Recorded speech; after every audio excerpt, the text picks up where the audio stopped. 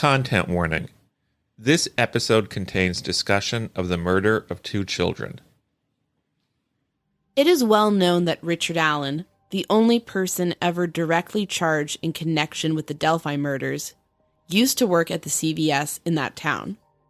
But it is worth remembering that he also worked for a while at the CVS in Peru, Indiana. Of course, Delphi and Peru are both small Indiana towns, but we should stress that Peru is by far the larger of the 2 communities. In fact, its population is nearly 4 times bigger than Delphi's. Peru has multiple pharmacies, while Delphi only has 1. That's significant. Since Delphi contains only the single CVS, it seems likely that most everyone in the town needed to head to the store at one time or another.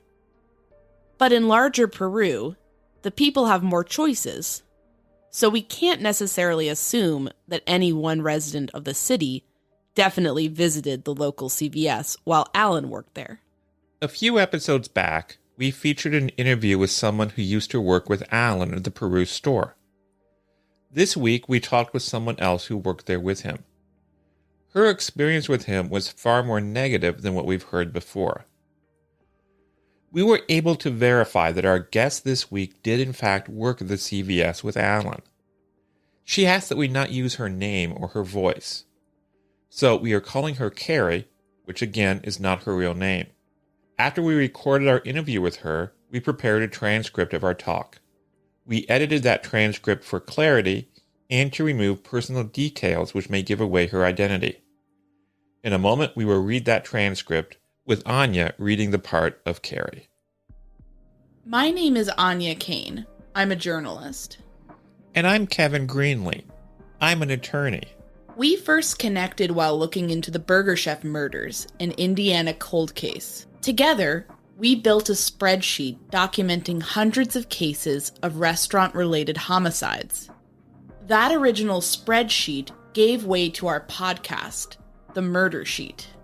Now we maintain that same research-centric, investigative approach as we look into all sorts of homicides, including unsolved cases, historical crimes, and, of course, restaurant murders. We don't just chat about the headlines. Our podcast is a platform for our journalism.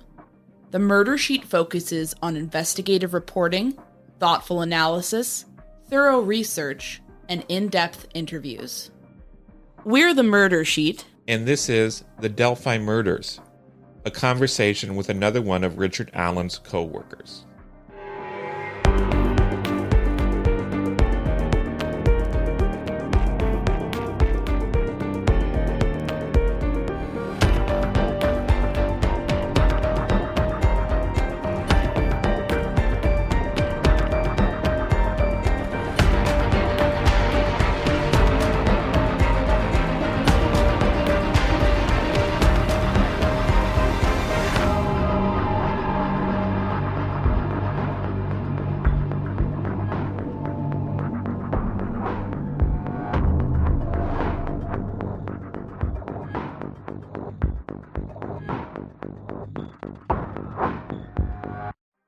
Can you just tell us how long you worked at that CVS with Allen and the timeline?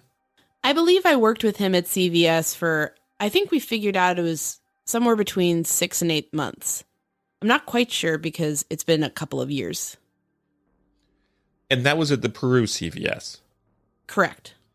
All right. Can you tell us about what his role was at the store? He was a store manager in training there. I'm curious about what it means to be a store manager in training. Is that someone who's almost like the heir apparent? Like they're going to take over the store next? Yeah, how that works at CVS is, okay, so he was the store manager in training at the Peru store. So once he's done with his training there, what they do is when a store becomes available, they move you to that store. I'm curious. He was a store manager in training, but he wasn't the manager of the Delphi store. So again, I'm curious.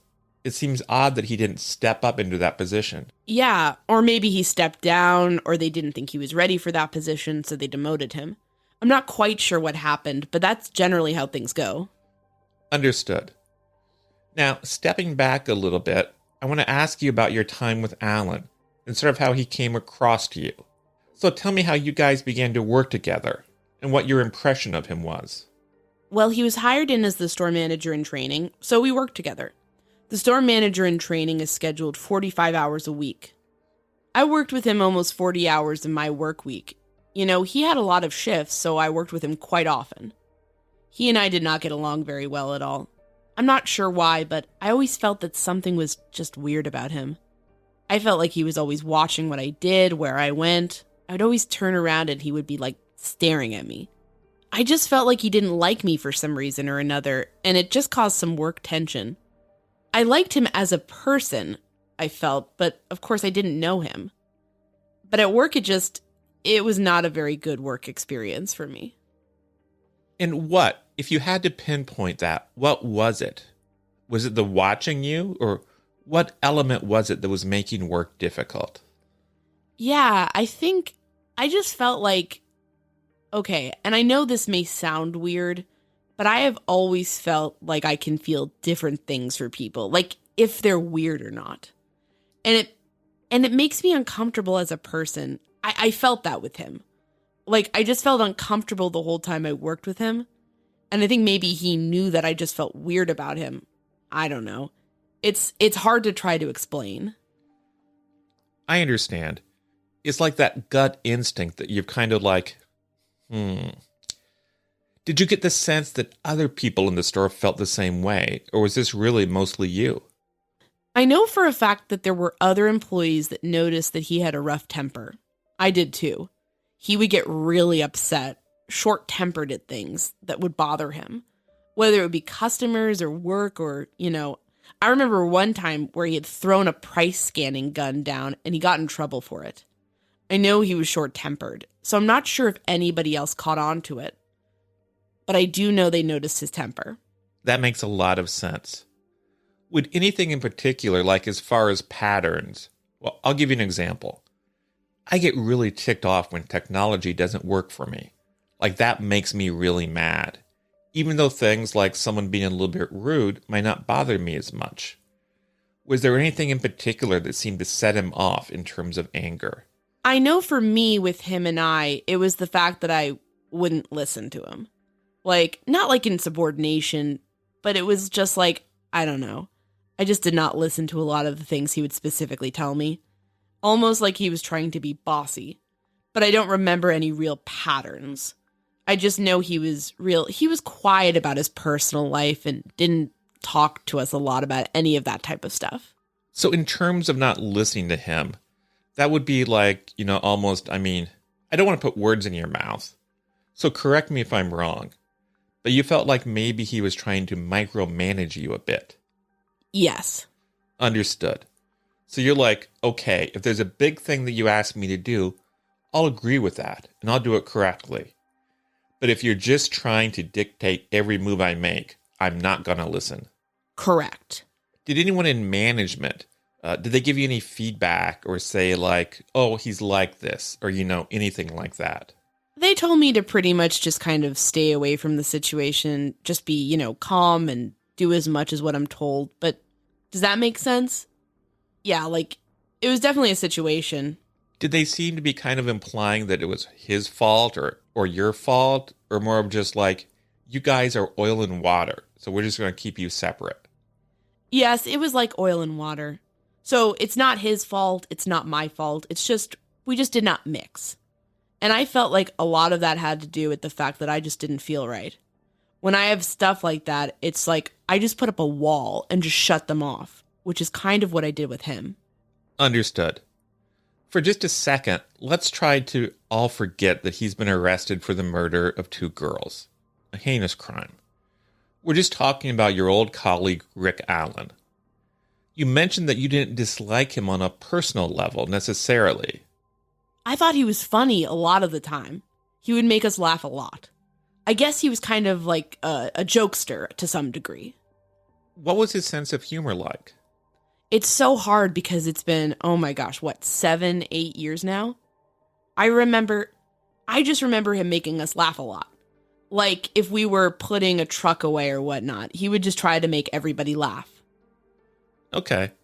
Well, can you tell us more about his short temper and how that would manifest itself? Yeah.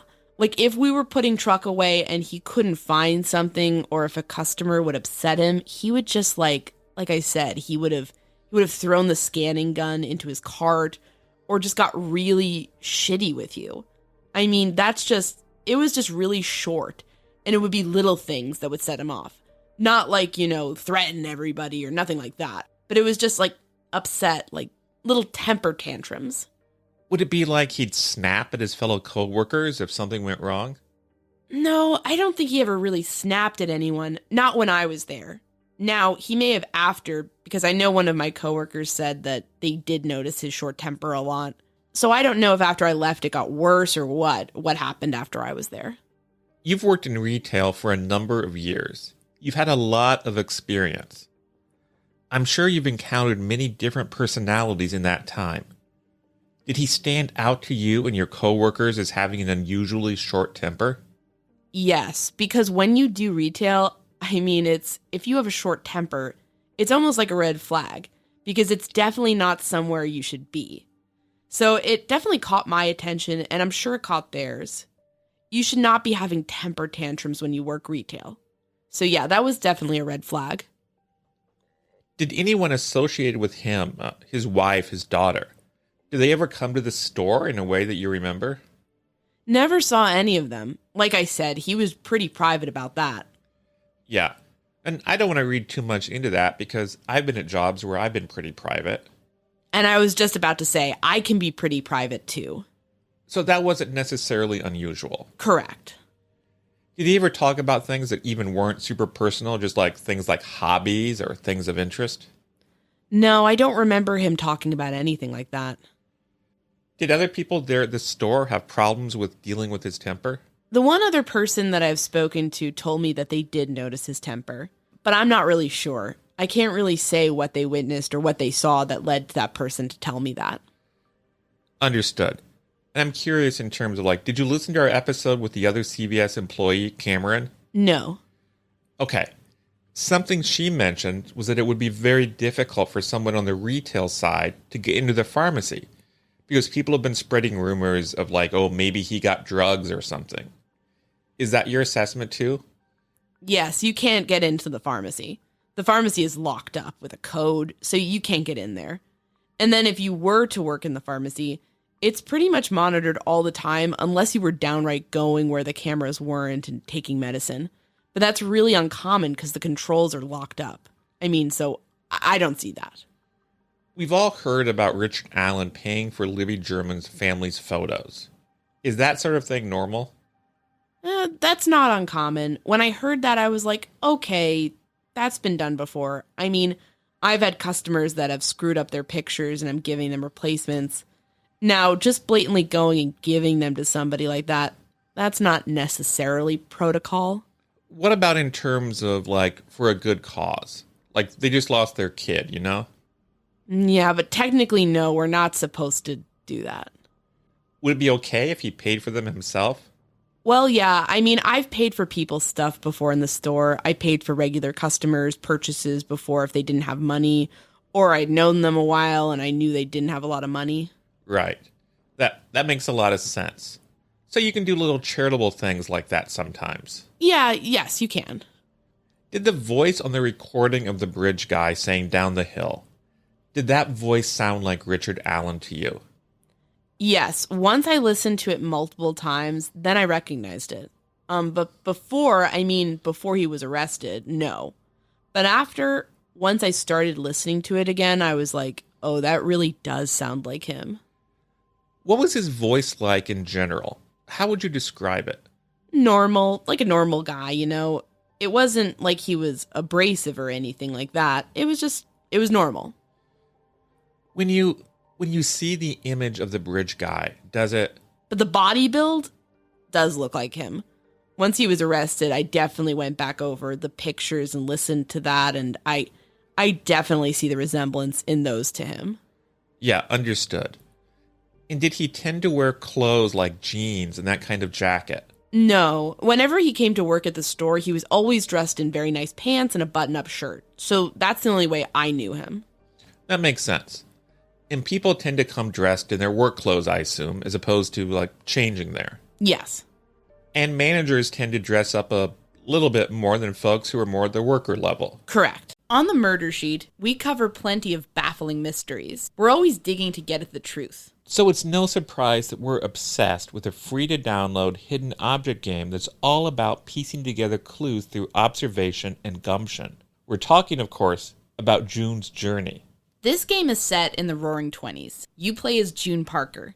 She's a glamorous and smart sleuth who travels the globe while working on different cases. You'll be tasked with trekking through jungles, interviewing ornery gangsters, and chasing suspects down shadowy streets in order to figure out what the heck is going on. The vintage setting is quite fun. You get to meet all sorts of characters, including bootleggers, flappers, and American expatriates in Paris.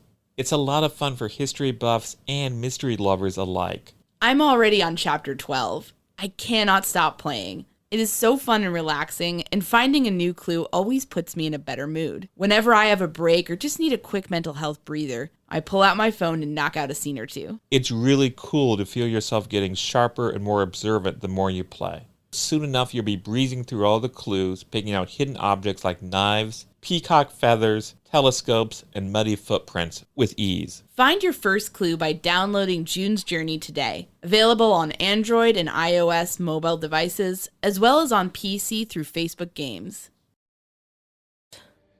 How did it feel when you heard the news of his arrest and realized that this was a person you worked with? To be honest with you, it took me probably almost 2 weeks. I was numb. I talked to my husband about it because my daughter was around that age when I worked there with him. So it was very hard for me to digest because we were very strict with our daughter at that point in time. She was not allowed to have a phone. She was not allowed to have social media. And I do remember talking about that stuff at work. So, I mean, he knew that, you know what I mean? So knowing that he had those personal things about me and my life and my family. So it was really, really hard for a week or two. I'm so sorry you went through that. That's a traumatic thing when you think something's just a normal conversation. Then you look back and it has this new, darker meaning. Exactly. So it was really hard. It was like all I thought about for a couple of weeks. I'm like that. I mean, my daughter was, so it was rough. He would not have been in any position to be alone with kids or anything like that at his level in CVS, right? My daughter would have come into the store and walked around the store multiple times, so he could have stopped her, talked to her. So that question is almost, it's debatable. Like, yeah, but no. Yeah, like there's cameras, but yes, he could have been, yeah. Have your colleagues been talking about this since, the Delphi murders? Yes, it's definitely a topic of discussion, especially for all the people that worked with him. You know what I mean? Like everyone that worked with him at Peru is staying in touch. We all discuss things and we're all trying to be there for each other because it's hitting all of us in different ways. How? What different reactions have people had? Sadness, shock, worry, just a lot of different things. What kind of person do they tend to promote to be assistant store manager? Well, most generally right now, it's people that already work there that they feel can take that role in a position. He was hired outside of the store, but most generally are hired within the store for people they want to promote that can fill that role. Understood. And do it effectively. Understood. But he'd have to have a level of experience, correct? That would make them be like, he's a good fit for this. Yes, correct. I kind of asked you this a bit earlier, but I just wanted to circle back to it. What are your thoughts about him getting to that position of store manager in training, but then not getting beyond that? I thought about that, and once I found out that he had been arrested and that he was at the Delphi store, and to find out that he was a pharmacy technician, I was a little shocked that he was not still the store manager in training, and honestly was super curious as to what had happened. Like, how did he go from that position to the position he's in now? You either have to be demoted or you have to physically tell them that you don't want that position anymore. Would there be a good reason to turn down that position? Yeah, it's very stressful. Very, very stressful. So it's a very stressful position. You get lots of phone calls from work even when you're not on shift. Is there a lot more money in that position? Yes, there's a significant difference. Do you remember if he started on as a store manager in training or if he started on as he did? He hired in as a store manager in training. Our previous guest seemed to remember that he was a shift supervisor. Could you be a shift supervisor and a store manager in training at the same time? No, I'm guessing if he was a shift supervisor, then again, he either stepped down or was demoted. What sort of things could get you demoted? Theft. Well, no, that gets you fired. Like his temper could have gotten him demoted. His work, he was a very slow worker. They may have thought that he was just not fast enough at his job, effective enough at his job. But it really just depends. What was he slow with? Like, what sort of things would... Well, just work in general. Just like a slow worker. I know when I was there, usually a store manager in training pretty quickly gets flipped around as long as they have another store. And you could even go out of the district to another store if they wanted you to, if they think you're ready. So I know for a fact that he was a store manager in training for 6 months to a year. So that was way longer because I think they didn't think he was ready. How would you describe the Peru CVS? Very, very busy. Very busy, very fast. And I don't know how Delphi is, but the Peru store is like double the quantity, double everything. Makes sense. Now, this is kind of random. Some of the reporting we've done has kind of brought up other people who were kind of being looked at one time or another by police. Did a guy named Kagan Klein or a guy named Tony Klein ever shop at that CVS as far as you remember? Not as far as I remember, but then again, if they did, we're not going to know. You know what I mean? Yeah, I don't remember Alan ever stopping and making conversations with anyone. But then again, of course, he didn't live in the same town as Peru. Like, he drove to Peru every day, so. Understood. I don't know, totally just figured if they're regular customers, if you happen to remember. No, I do not remember them. Is it unusual that Alan moved from the Peru store to the Delphi store? No, there could be reasons why. One thing we're trying to run down is at some point before he worked for CVS or before he worked at the Peru CVS, he may have worked for a Walmart in Illinois. We're trying to confirm that for sure. Would that be weird? No, that would not be weird. And probably the people would know would be like the store manager and other managers that worked there longer with him. They probably would know. I'm not sure. Makes sense, but it's not weird for a person to move from one retailer to another. No, because the store manager that was just at the Peru store came from Walmart. So Walmart has pharmacies, they're bigger stores obviously, but there's still a crossover. Correct. There are similar skill sets. So if someone were to come from Walmart to CVS, that would not be a surprise to us. That makes a lot of sense. And in terms of, I'm just curious. We've not heard anything like this, but just because of what he's accused of, I have to ask, were there ever any rumors about him in the workplace as far as things like sexual harassment goes? No, not that I can think of, no. And how does CVS tend to handle such situations when they do arise, in your experience? Termination. Okay, so they're pretty strict. We'll fire him. Yeah, so they're pretty no-nonsense about that. Yep. Okay, that makes sense.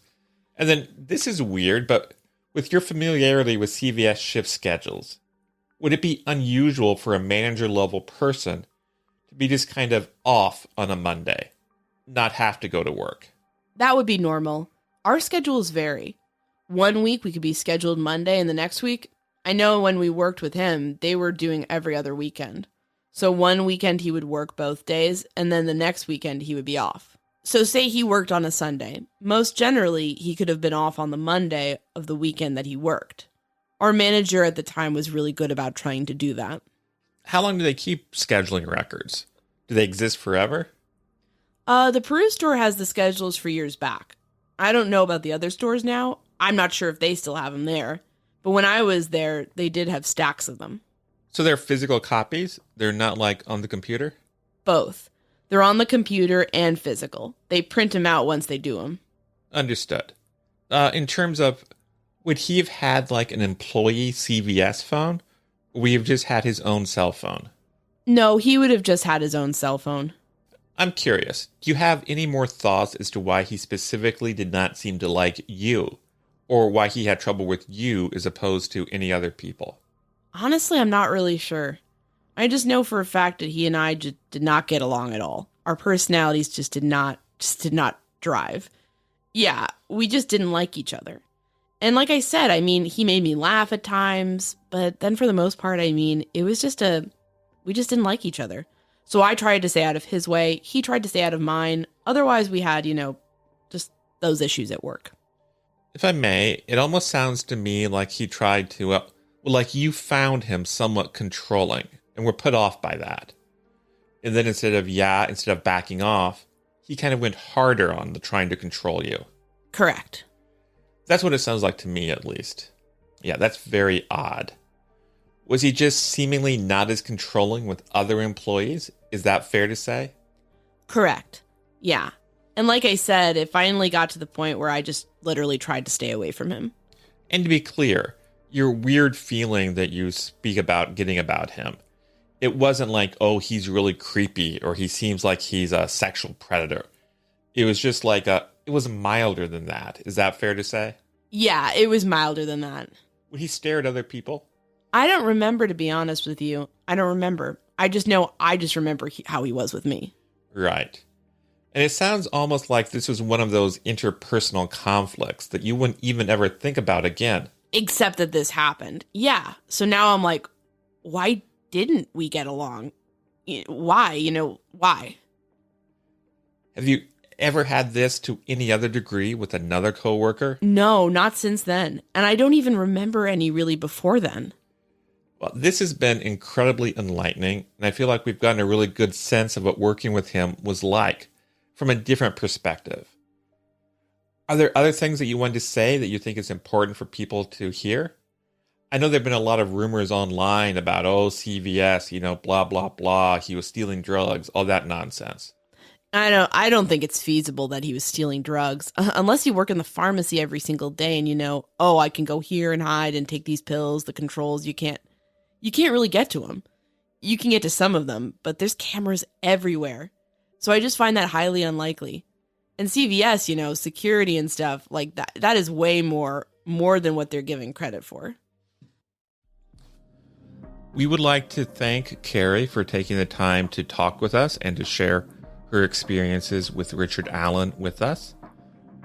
If anyone else out there has experiences working with Richard Allen or knowing Richard Allen or anything relevant to add to this ongoing conversation we're having about this case, please contact us at murdersheet@gmail.com. We can talk to you on the record, off the record, and of course, we always protect our sources.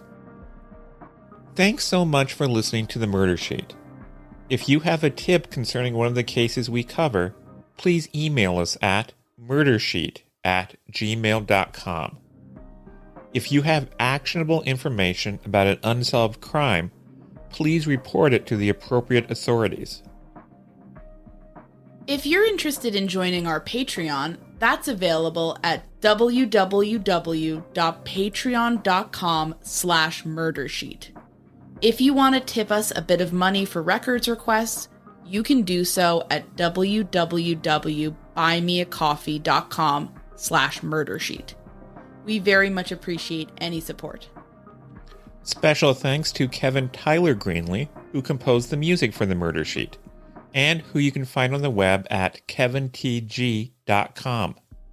If you're looking to talk with other listeners about a case we've covered, you can join the Murder Sheet discussion group on Facebook. We mostly focus our time on research and reporting, so we're not on social media much. We do try to check our email account, but we ask for patience as we often receive a lot of messages. Thanks again for listening.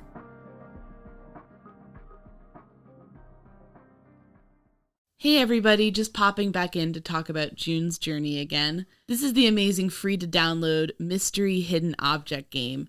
It's delightful. Anya is always playing this game. She's obsessed with it. I love to pretend to be a 1920s detective going around the world trying to solve different cases. It puts me in that headspace that just makes me so happy. And also you get this big mansion that you get to decorate, and I think that satisfies my strange interior decorator needs, where I can suddenly have a big swan pond, a gaggle of reporters outside, all these beautiful rose bushes. It's just amazing.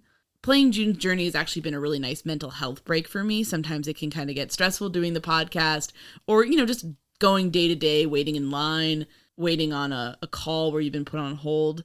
And it's fun to have something to do to kind of eat up that time and keep me mentally sharp while I'm sort of waiting around. I feel like I've gotten a lot more observational as the game is going along. I feel like sometimes I'm just like powering through these levels. It makes me really proud of myself. And I think you guys would love it. I really think a lot of our listeners are people who would actually really enjoy this game and would find it really sort of soothing, but also fun. Give it a try. Tell us what you think.